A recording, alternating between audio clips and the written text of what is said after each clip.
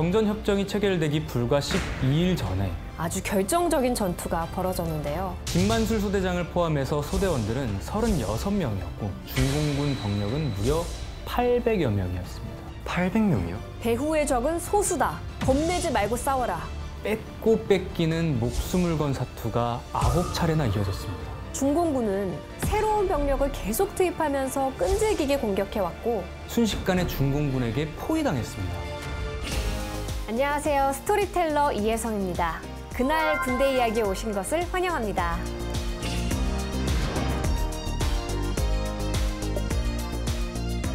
안녕하세요. 루네이트 도현입니다.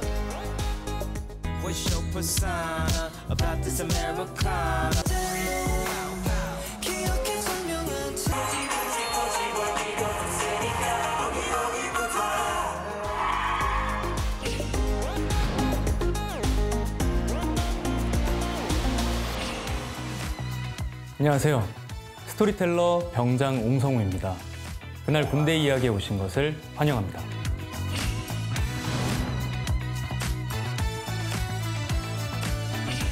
안녕하세요. 김아영입니다. 편안하게, 자신 있게.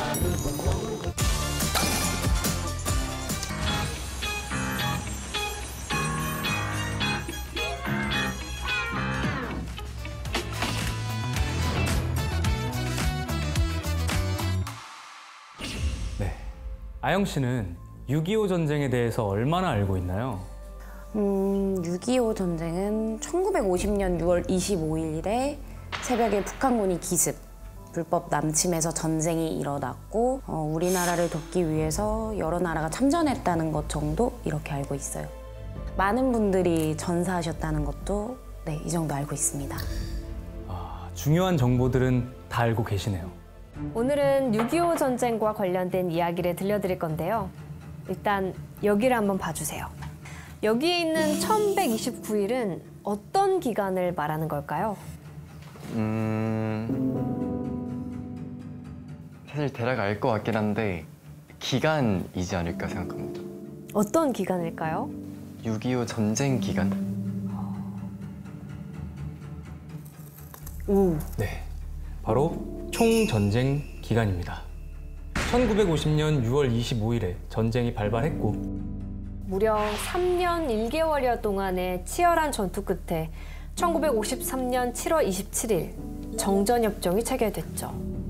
이렇게 숫자를 보니까 더 와닿는 것 같은데 3년 넘게 전쟁이 계속됐다는 게 정말 기네요.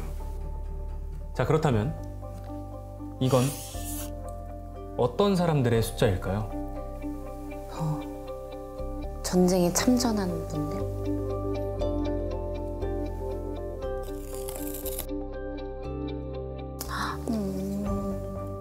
6.25 전쟁에서 전사한 국군과 유엔군의 숫자입니다. 정말 우리나라를 위해서 많은 분들이 전사하셨네요. 6.25 전쟁에서 전사한 국군은 13만여 명이었고 유엔군은 4만여 명이었습니다. 무려 22개 나라가 대한민국의 자유와 평화를 지키기 위해 참전했는데요. 이 중에 16개 국가가 전투 병력을 파병했고 6개 나라는 의료진을 파견했습니다. 전 세계가 대한민국을 응원했네요. 자기 나라도 아니고 다른 나라의 자유와 평화를 위해서 죽을 수도 있는 전쟁에 참전했다는 게 쉽지 않은 일일 텐데 정말 감사한 마음뿐입니다. 네, 참전 영웅들이 아니었으면 우리 삶은 지금과는 많이 달랐을 거예요. 6.25 전쟁 초반에는 한반도 전역에 걸쳐서 대규모 전투가 벌어졌는데요. 한 가지 사건을 계기로 1951년 11월부터는 38도선 부근에서만 전투가 벌어졌습니다. 어떤 사건인가요?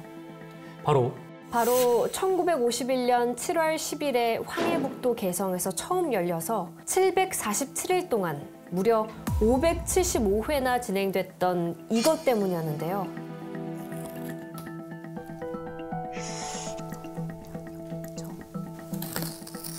공식적인 정전협정 진행 횟수.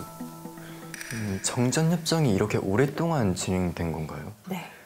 공식적인 협상만 해도 500번이 넘는다고 하는데 합의가 잘 안 됐나 봐요. 맞습니다. 유엔군과 공산군 사이에 오랫동안 합의점을 찾지 못했던 문제가 하나 있었거든요. 그게 뭐죠? 바로 어디를 기준으로 군사분계선을 그어야 하냐였습니다. 그럼 양측의 주장이 좀 달랐나요? 유엔군의 입장은 지금 전투가 이루어지는 접촉선을 군사분계선으로 삼아야 한다였고, 공산군은 아니다. 38도선을 군사분계선으로 해야 한다라고 주장했습니다. 만약에 공산군의 주장대로 38도선을 군사분계선으로 삼으면 어떤 일이 벌어질까요? 글쎄요, 뭔가 자기네들한테 조금 유리하지 않을까 생각하는데 당시에 아군이 어렵게 밀고 올라간 38도선 이북 지역을 공산군이 차지하게 되는 거예요. 이건 무슨 말도 안 되는데요? 다행히 1951년 11월 27일 공산군이 유엔군의 의견을 수용했습니다.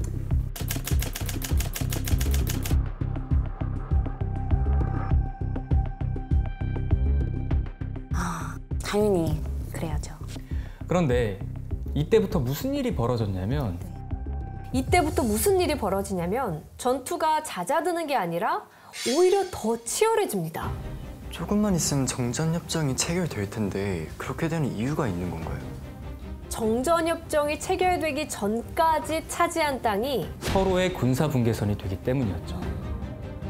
이때부터 전선을 조금이라도 올리기 위해서 매일같이 아주 치열한 전투가 벌어집니다.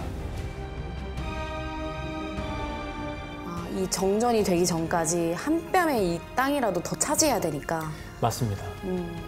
정전협정이 체결되기 불과 12일 전에 아주 결정적인 전투가 벌어졌는데요. 오늘은 그 전투에 대해 들려드릴게요.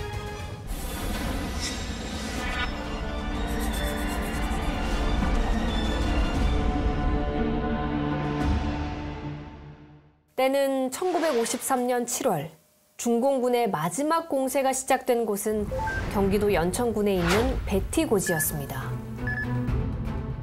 베티고지는 가운데에 있는 중앙봉을 중심으로 동봉과 서봉, 이렇게 3개의 봉우리로 이루어져 있었습니다. 베티고지는 작전상의 요충지였습니다. 아군의 주전선에서 북쪽과 가장 가까웠고 임진강이 베티고지 주변을 허리띠처럼 두르고 있었거든요. 그래서 아군은 여기를 꼭 사수해야만 했습니다. 그 질문이 있는데 만약에 아군이 베티고지를 지키지 못하면 어떻게 되는 건가요?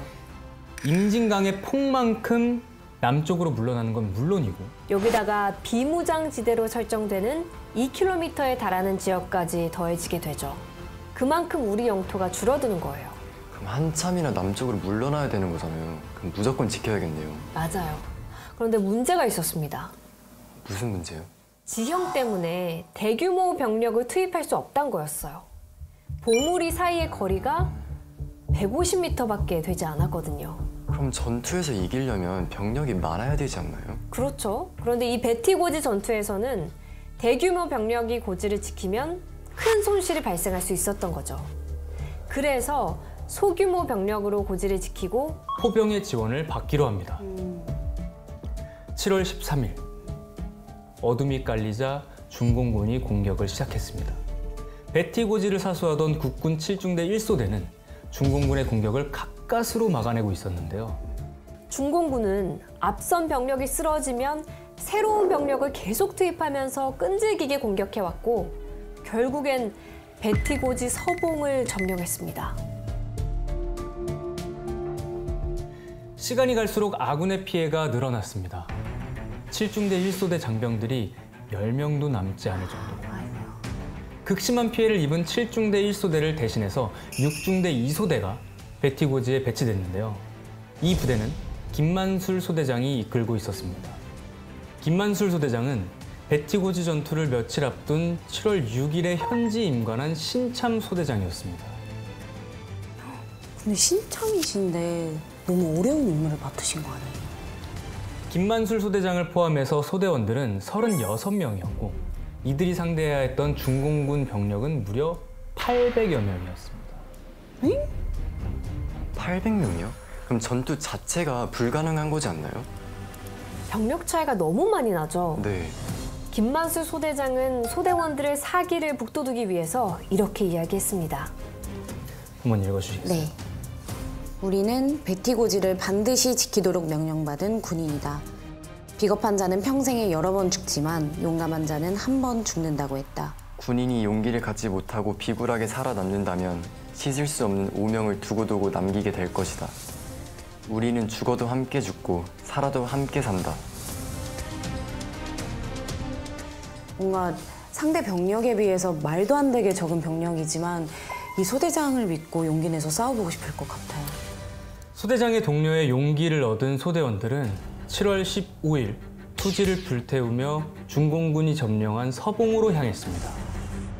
한 걸음 한 걸음 전진하고 있는데 갑자기 중공군이 나타났습니다.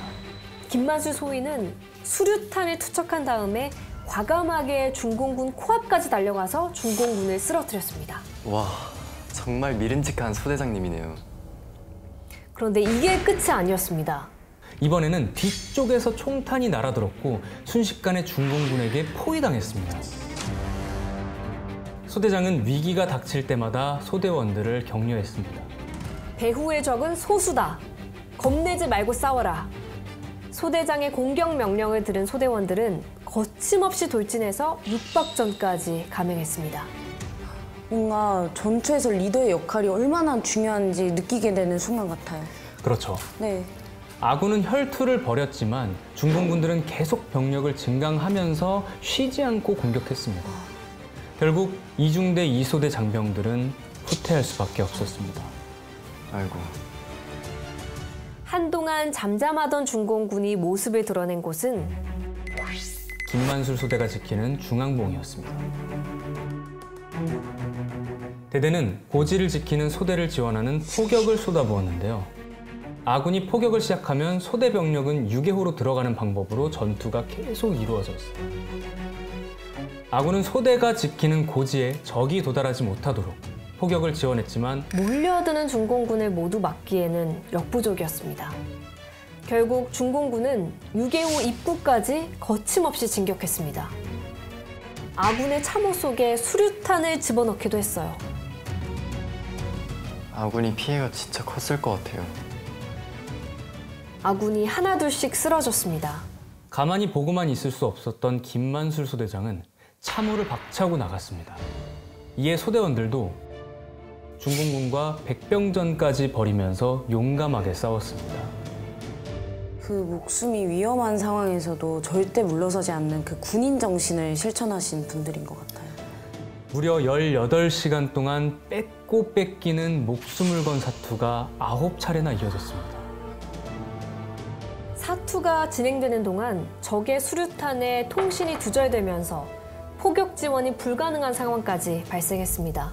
대대병력을 상대하는 소대가 포병 지원까지 없었으면 너무 무서웠을 것 같아요.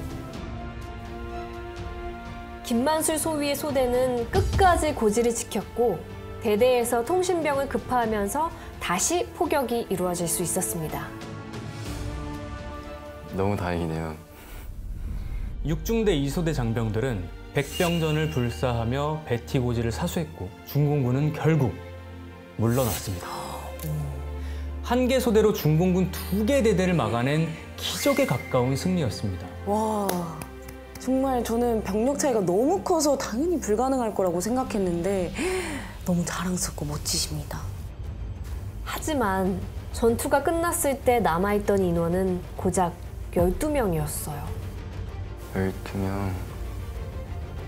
베티고지를 끝내 사수한 김만술 소위는 전투의 공로로 1954년 미국의 최고 훈장인 십자훈장을 받았고 대한민국 정부로부터 최고 무공훈장인 금성 태극 무공훈장을 받았습니다. 김만술 소위소대의 용맹함을 한미가 모두 인정한 거네요. 정말 충분히 받으실 만하다고 저는 생각이 들어요. 베티고지 전투가 끝나고 5일 뒤에 군사 분계선이 그어졌습니다.